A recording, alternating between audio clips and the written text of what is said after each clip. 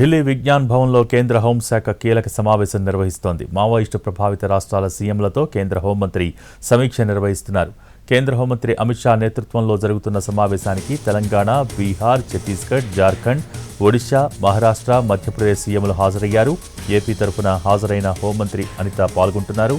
మావోయిస్టుల ఏరివేత, మావోయిస్టు ప్రభావిత ప్రాంతాల్లో చేపట్టాల్సిన అభివృద్ధి కార్యక్రమాలపై చర్చ జరగనుంది. రోడ్డు కనెక్టివిటీ, ఫోన్ కనెక్టివిటీ పెంచేలా చర్యలు తీసుకోనుంది కేంద్రం.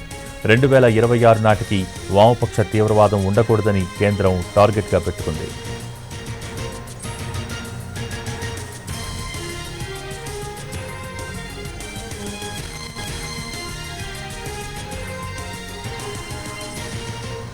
మాంగళ్య షాపింగ్ మాల్ లో దసరా స్పాట్ గిఫ్ట్ పక్కా. ప్రతి 1000 రూపాయల కొనుగోలుపై ఖచ్చితమైన స్పాట్ గిఫ్ట్. ఈ ఆఫర్ అక్టోబర్ 1 నుండి 11 వరకు మాత్రమే. మాంగళ్య shopping mall, Telangana.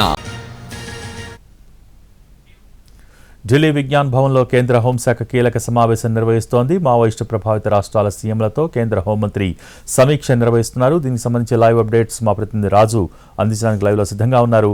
Raju, over to you. Thank you Bhogi. దేశవ్యాప్తంగా కూడా వామపక్ష తీవ్రవాదాన్ని 2026 నాటికి అంతమొందించాలనే లక్ష్యంతో ప్రస్తుతం విజ్ఞాన్ భవన్లో జరుగుతుంది సమావేశం. ఈ సమావేశం కేంద్ర హోంశాఖ మంత్రి అమిత్ షా అధ్యక్షతన జరుగుతుంది. ఈ సమావేశానికి ప్రత్యేకంగా అంటే తెలుగు రాష్ట్రాలుగా తెలంగాణ, ఆంధ్రప్రదేశ్, దాంతోపాటు ఒడిశా, ఛత్తీస్గఢ్, మహారాష్ట్ర, మధ్యప్రదేశ్, బీహార్, జార్ఖండ్, వెస్ట్ బెంగాల్, సో ఇక్కడ మావోయిస్టులకు సంబంధించినటువంటి కదలికలు ఎక్కువగా ఉన్నటువంటి రాష్ట్రాలు. సో ఆయా రాష్ట్రాల ముఖ్యమంత్రులతో పాటు హోంమంత్రులు, మరోపక్క చీఫ్ సెక్రటరీలు, డీజీపీలు కూడా ఈ సమావేశానికి హాజరయ్యారు. తెలంగాణ నుంచి రాష్ట్ర ముఖ్యమంత్రి రేవంత్ రెడ్డి, డీజీపీ జితేందర్, సిఎస్ శాంతకుమారి కూడా హాజరయ్యారు. ఇక ఆంధ్రప్రదేశ్ నుంచి హోంశాఖ మంత్రి అనిత, డీజీపీ, సిఎస్లు కూడా హాజరయ్యారు. మిగతా రాష్ట్రాలకు సంబంధించినటువంటి ముఖ్యమంత్రులు, అటు హోంమంత్రులు, డీజీపీలు, సిఎస్లు కూడా హాజరయ్యారు. ప్రధానంగా ఏదైతే మనం చూస్తూ ఉన్నాం, గత 2 రోజుల క్రితం జరిగినటువంటి ఎన్కౌంటర్ ఏ విధంగానైతే ఉందో ఛత్తీస్గఢ్లో, అటువంటి ఎన్కౌంటర్లు ఈ మధ్య కాలంలో రెగ్యులర్గా జరుగుతూనే ఉన్నాయి. అంటే కేంద్రం ఒక కీలక నిర్ణయం తీసుకుంది.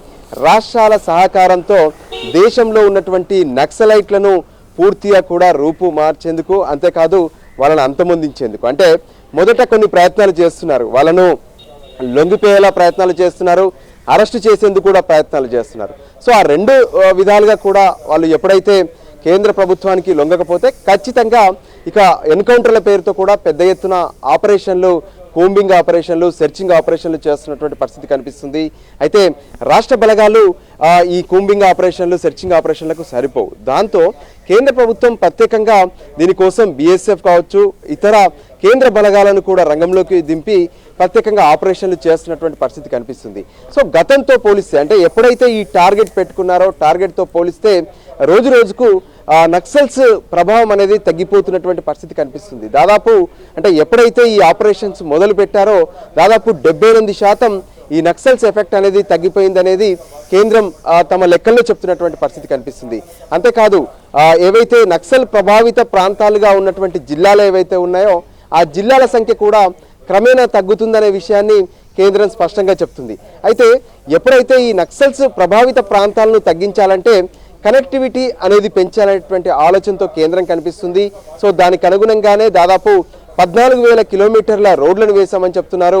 సో టవర్స్, అంటే సెల్ ఫోన్ టవర్స్ను కూడా, అంటే ఇప్పటికి కూడా దేశంలో కొన్ని మారుమూల గ్రామాలు, మారుమూల ప్రాంతాలు అనేటివి ఉన్నాయి. సో ఆయా ప్రాంతాలకు ఈ టవర్స్ను రీచ్ అయ్యేలా ప్రయత్నం చేయాలంటూ 6,000 టవర్స్ను కూడా వేసినటువంటి పరిస్థితి కనిపించింది. మరోవైపు పెద్ద ఎత్తున నక్సల్స్ లొంగిపోతున్నారు, మరోవైపు ఏదైతే అరెస్టులు కూడా జరుగుతున్నటువంటి పరిస్థితి ఉంది. అయినప్పటికీ కూడా 2026 నాటికి ఈ నక్సలిజం అనేది లేకుండా చేయాలి, వామపక్ష తీవ్రవాదం అనేది దేశంలో లేకుండా చేయాలంటే ఇంకా ఎటువంటి కార్యాచరణతో ముందుకెళ్లాల్సినటువంటి అవసరం ఉందనే దాని మీద ప్రస్తుతం కేంద్ర హోంశాఖ మంత్రి అమిత్ షా, దాంతోపాటు ఇతర కేంద్ర బలగాలకు సంబంధించినటువంటి చీఫ్లు కూడా ఇందులో పాల్గొన్నారు. సో ఓవరాల్గా కూడా ఏదైతే వామపక్ష తీవ్రవాదాన్ని దేశంలో అంతమొందించడమే లక్ష్యంగా ప్రస్తుతం సమావేశం ప్రారంభమైంది. భోగి. Thank you Raju.